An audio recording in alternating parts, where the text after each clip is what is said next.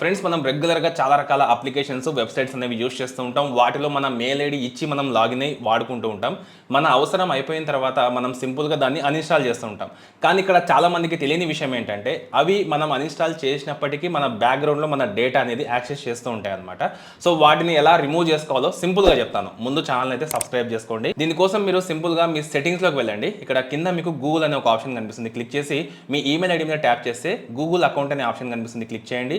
Security and sign in అనే ఆప్షన్లోకి వెళ్తే కిందికి కనుక మీరు స్క్రాల్ చేశారంటే ఇక్కడ మీకు యాప్స్ అన్ని కనిపిస్తాయి అనమాట. సీ ఆల్ కనెక్షన్స్ అనే ఆప్షన్ని క్లిక్ చేశారంటే టోటల్గా లిస్ట్ మొత్తం కనిపిస్తుంది. సింపుల్గా దీంట్లో మీరు ఏ యాప్స్ వెబ్సైట్స్ యూజ్ చేయరో సో వాటిని క్లిక్ చేసి కింద మీకు డిలీట్ ఆల్కి సంబంధించిన ఆప్షన్ కనిపిస్తుంది. క్లిక్ చేశారంటే ఇప్పుడు మీకు పర్మనెంట్గా ఆ వెబ్సైట్ నుంచి మీ లాగిన్ అనేది వెళ్ళిపోతుంది అనమాట. ఇలా మీరు చాలా వరకు సేఫ్ సైడ్ అయితే ఉండొచ్చు అనమాట. ఈ విషయం చాలా మందికి తెలియదు. సో వీళ్ళంత వరకు అయితే వీడియోని మీ ఫ్రెండ్స్కి షేర్ చేయండి. నచ్చితే లైక్ చేయండి. ఇలాంటి ఇంట్రెస్టింగ్ వీడియోస్ కోసం ఛానల్ని సబ్స్క్రైబ్ చేసుకోండి.